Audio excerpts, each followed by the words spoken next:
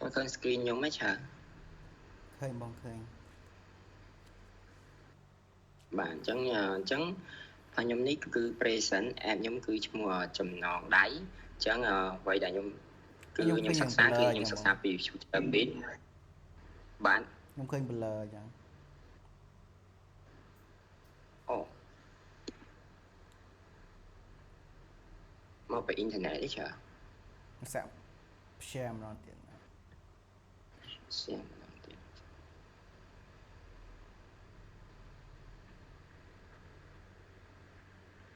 Mình đi kênh blur ấy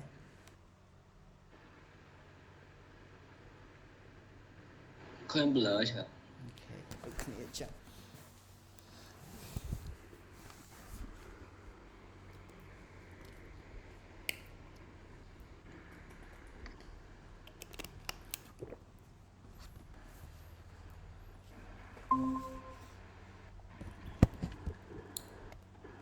អូខេឃើញហើយបង bạn chẳng app nhóm cứ mua tha chùm nón đáy app nhóm sắc sáng cứ nên lơ future beat hay vậy là nhóm pra nhóm cả design cứ phim má hay chùm pua Photoshop cứ nhóm cắt background class cho mỗi năng editรูปភាពខ្លះហើយចំពោះ Google Form គឺខ្ញុំយកមកសម្រាប់ survey ហើយចំពោះ Canva គឺខ្ញុំយកមក design សម្រាប់ការ presentation របស់ខ្ញុំចា៎នេះគឺជា UI UX process design process គឺ research គឺយើងត្រូវដឹងពី understand user need អ្វីដែលយើងចង់ថាតម្រូវការរបស់ user ដែលគាត់ត្រូវការប្រើប្រាស់ជាមួយនឹង business goal understand ពី business goal ហើយជាមួយនឹង analyze similar product in the market ចឹងមានន័យថាបើសិនជាយើងធ្វើ app មួយយើងត្រូវមើលទៅលើអ្វីដែលមាននៅលើបច្ចុប្បន្នស្រាប់ដែលចង់ថាយើងត្រូវធ្វើអ្វីប្រហាក់ប្រហែលគេឬក៏ចង់ថាយើងធ្វើអ្វីដែលថ្មីតែម្ដងអញ្ចឹងយើងត្រូវតែមើលទៅលើទីផ្សារសិនដែរអញ្ចឹងបន្ទាប់មកយើង define អញ្ចឹងយើងត្រូវស្វែងរកពីបញ្ហាដែលយើងត្រូវតែធ្វើថាបញ្ហាអ្វីដែលបច្ចុប្បន្នហ្នឹងមនុស្សកំពុងតែជួបអញ្ចឹងយើងត្រូវតែយកបញ្ហាហ្នឹងយកមកដោះស្រាយតមក idea អញ្ចឹងយើងដឹងពីបញ្ហាហើយយើងត្រូវតែយើងយកដោះស្រាយបញ្ហាដោយ brainstorm solution ឬក៏ scrap ជាលក្ខណៈគូទៅលើกระดาษសិនឬក៏ organize content នឹងជា structures ចេញមកហើយតមកបានយើងចូល design ចេញមក user flow wireframe UI design ជាមួយនឹង component design របស់យើងដែលយើងធ្វើហើយតមកយើងឲ្យខាងផ្សេងតេស្តដូចជាគ្នាយើងឬក៏មេយើង senior អីសម្រាប់ក្នុងការតេស្តអញ្ចឹងយើងត្រូវ share prototype យើងទៅឲ្យគាត់តេស្តហើយតមកបានយើងទទួល feedback របស់គាត់យើងយកមកកែតម្រូវហើយដើម្បីឲ្យរបស់យើងកាន់តែប្រសើរហើយបន្ទាប់មកបានយើងទៅ implement យើងត្រូវពេលដែលតេស្តរួចរាល់សម្រាប់បានហើយបានយើងយកទៅឲ្យខាង developer គាត់ coding ទៅលើ web ឬក៏ mobile ហើយបានយើងឲ្យទៅកាន់ QA សម្រាប់គាត់ testing ថារបស់យើងហ្នឹងគឺដំណើរការ smooth អត់មាន security អីអត់ចា៎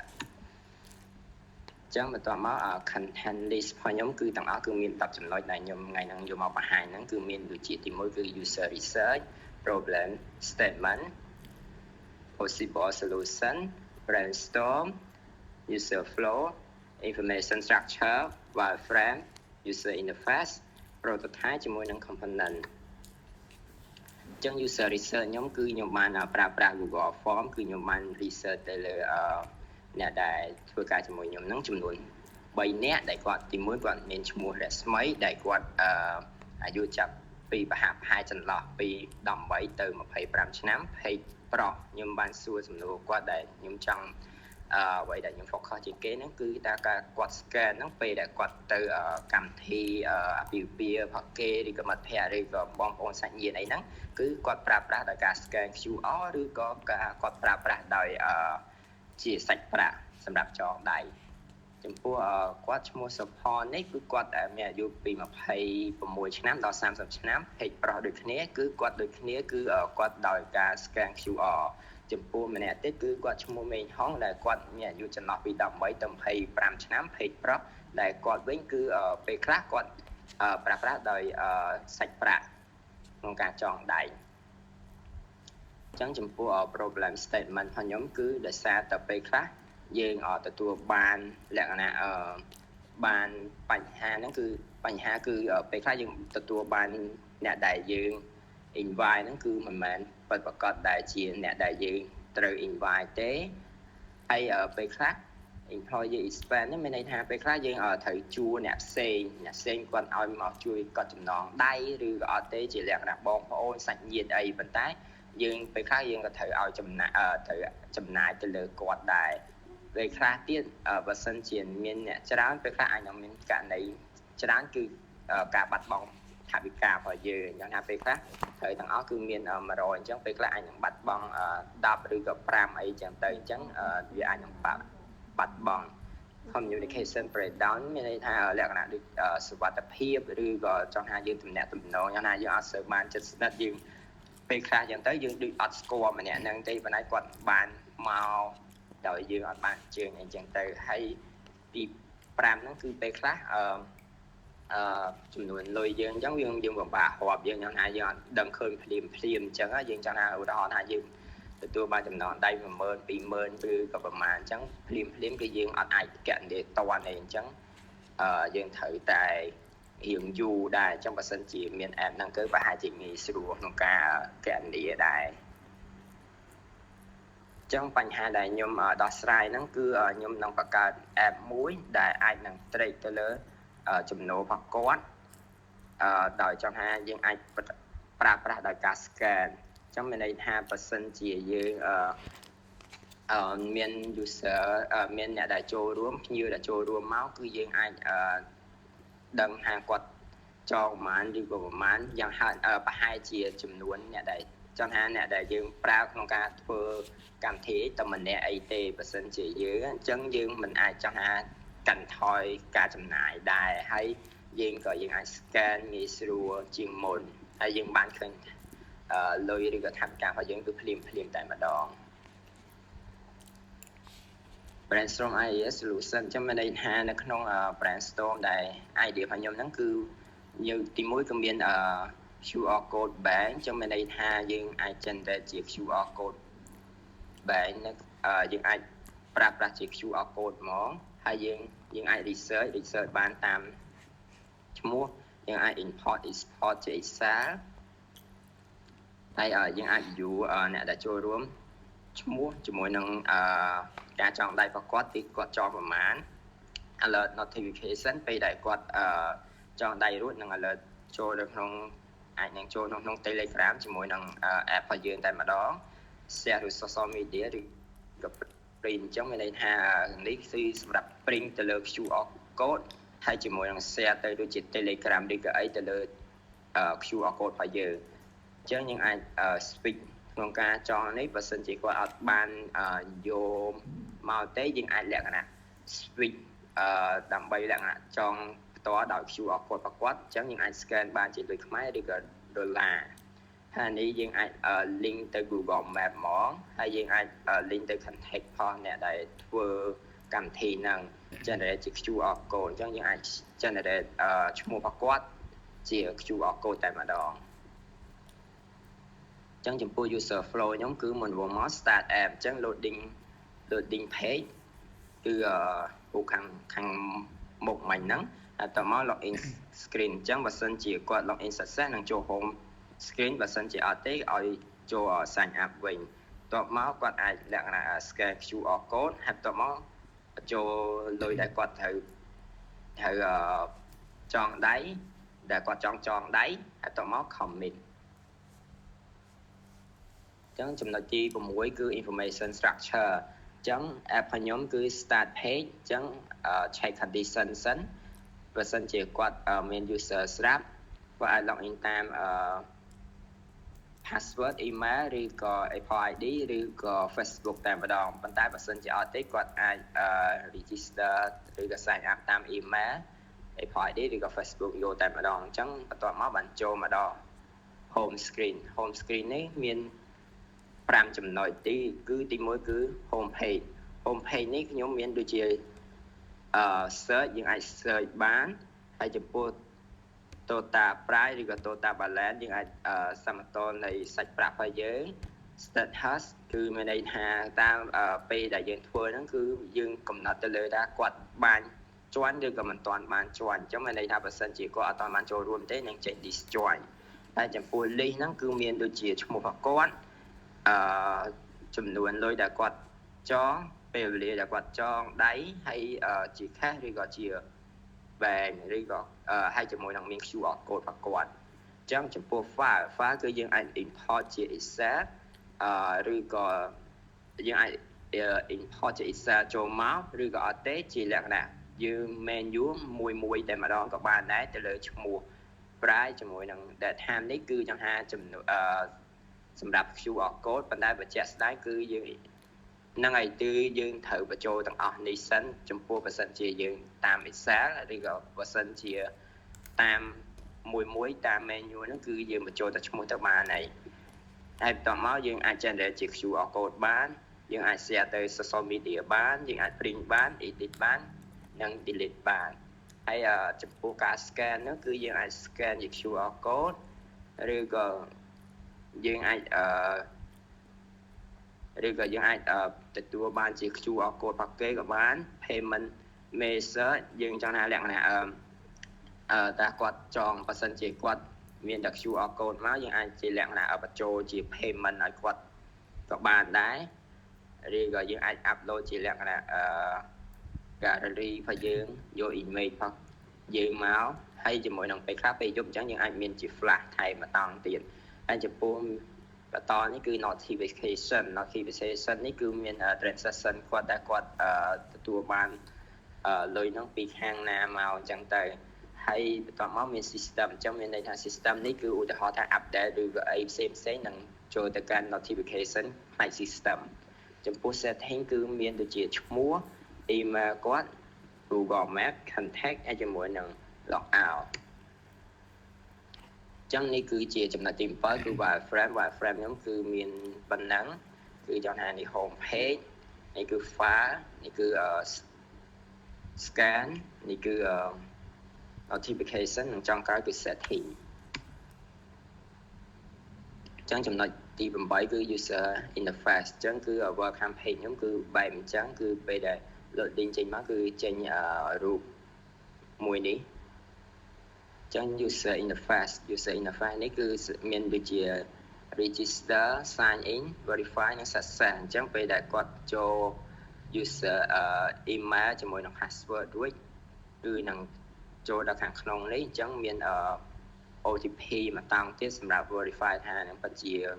email របស់គាត់ពិតប្រាកដនេះគឺ home page គឺនេះគឺជា profile របស់គាត់នេះគឺជា total balance នេះគឺជាផ្នែក search ហើយនេះគឺជាលក្ខណៈ pie chart balance ដែលគាត់មានលុយដែលគាត់មាន list detail about អ្នកដែលចូលរួមហើយជាមួយនឹង navigation bar នេះគឺ bar ខាងក្រោមនេះអញ្ចឹងបន្ទាប់មកយើងអាច slide បានទាំងសងខាងគឺ slide បានខាងស្ដាំពីស្ដាំមកឆ្វេងនេះគឺមានដូចជា delete ជាមួយនឹង edit ហើយពីឆ្វេងទៅស្ដាំវិញគឺមាន print ហើយជាមួយនឹង share អញ្ចឹងមានន័យថាយើងអាច share information មួយតែម្ដងចឹងចំពោះបន្ទាប់មកគឺ file page នេះគឺមានយើងអាច import ជា Excel បានហើយចំពោះនេះគឺ generate ពេលដែលយើងចុចនេះទៅវានឹងចូលទៅ generate ជា QR code ចេញមកមានឈ្មោះរបស់គាត់ហើយយើងអាច share ជាលក្ខណៈទៅកាន់ social media ឬក៏ print តែម្ដងចំពោះនេះគឺយើងអាច add ជា menu មួយចូលគឺពេលដែលយើងចុចប៊ូតុង add ទៅនឹងចេញinput ទៅលើឈ្មោះគាត់តមក scan page នេះគឺមានដូចជា plus category ជាមួយនឹង scan ពេលដែលយើងចង់បានរូបភាពពី photo យើងមកគឺយើងគ្រាន់តែចុចហ្នឹងគឺវានឹងចេញមកហើយតមកយើង scan ជា QR code ឡើយនេះគឺយើងអាចដាក់ជាចំនួនទឹកប្រាក់ជាលុយខ្មែរឬក៏ដុល្លារតែម្ដងហើយ payment តើគាត់បាន pay ជាលក្ខណៈ cash ឬក៏ bank តមកគឺ notification page គឺវាមាន transaction ហើយជាមួយនឹង system អញ្ចឹង notification មានន័យថាលីណាសុកនេះគាត់បាន pay រួចហើយអញ្ចឹងគឺ alert ចូលមកខាង system យើងគឺឃើញឈ្មោះគាត់ហើយនឹងចំនួនទឹកប្រាក់ដែលគាត់បាន scan ហើយជាមួយនឹង date time អានេះគឺ system គឺទៅលើ system មានបញ្ហា error ឬក៏មានការ update អីហ្នឹងគឺនឹង alert មកចឹងចំពោះចុងក្រោយគឺ setting page នេះគឺមានដូចជា profile edit អញ្ចឹងមានន័យថា profile គាត់គឺយើងអាច edit បន្ថែមបានហើយ Google Map គឺពេលដែល Google Map មកគឺ link ចូល Google Map ហើយ contact list គឺcontact us គឺនឹង link មកកាន់លេខទូរស័ព្ទគាត់តែម្ដងហើយជាមួយនឹងចុងក្រោយគឺ sign out គឺចាក់ចេញពី page ចឹងអានេះគឺជា prototype ខ្ញុំគឺមានដូចជា font name គឺខ្ញុំយក Lato ហើយចំពោះ style គឺខ្ញុំយក bold មាន medium និង regular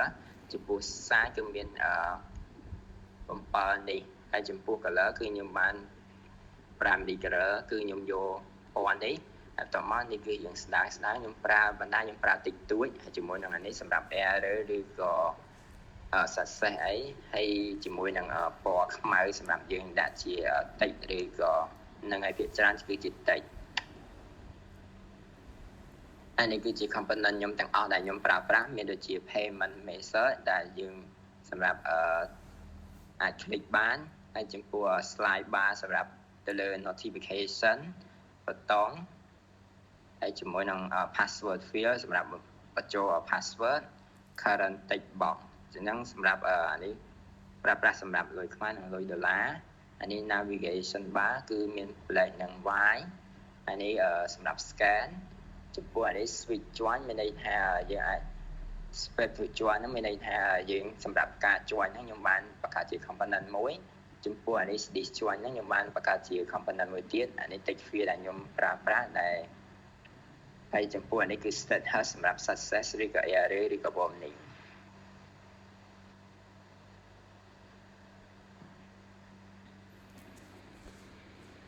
បាទច្រើនអញ្ចឹង present របស់ខ្ញុំចប់ហើយច្រើនចំពោះការ present អញ្ចឹង demo app ហើយច្រើនអូខេបង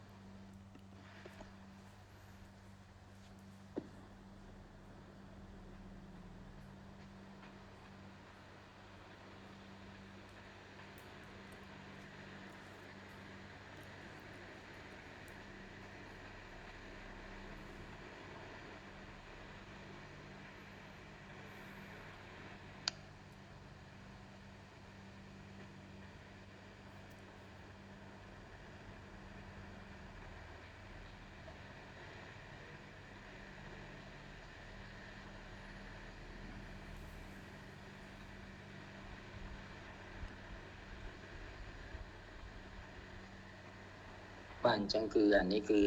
loading page ឬក៏ welcome page ខ្ញុំគឺបែបអញ្ចឹងហើយបន្តមកនេះយើង log in ជា email ជាមួយនឹង password អញ្ចឹងពេលដែល log in តកតងមួយ email ហើយជាមួយនឹង password យើងរួចរាល់យើងអាច send ទៅនឹងពីទៀតនឹងចេញគេ alert notification OTP ឲ្យយើងមកគឺអញ្ចឹងតមករួចរាល់គឺ success ចឹងអានេះគឺ home page ខ្ញុំ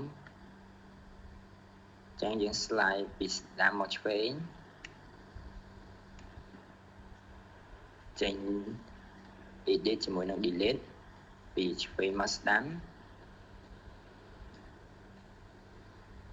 នឹងចេញពាក្យ print ជាមួយនឹង share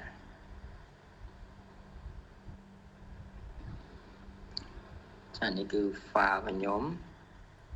ចឹងឧទាហរណ៍ថាយើង add មួយអញ្ចឹងទៅ add ហើយតមកនឹងចេញជា generate ជា QR code មកហើយយើងអាច share ទៅកាន់ social media ឬក៏ print តែម្ដង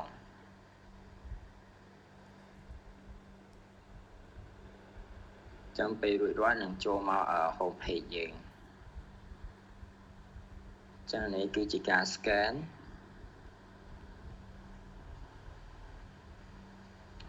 ចឹង scan ហើយយើងអាចដាក់ជាចំនួនលុយដែលអ្នកចូលរួមបានគឺមានដូចជាលុយរៀលនិងលុយដុល្លារហើយគាត់ជាលក្ខណៈតាម cache វាក៏តាមបែងបើសិនជាគាត់តាមបែងយើងចុច submit ទៅគឺ success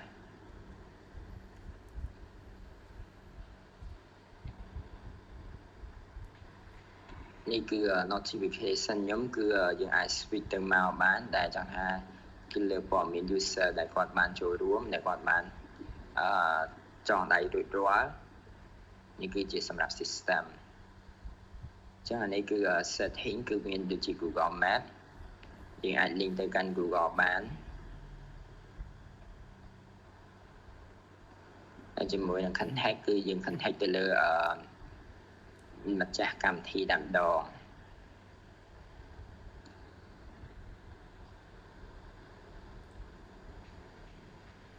អញ្ចឹងឆាការបង្ហាញរបស់ខ្ញុំគឺមានតែប៉ុណ្្នឹងឯងឆា អូខេ thank you បង thank you បាទ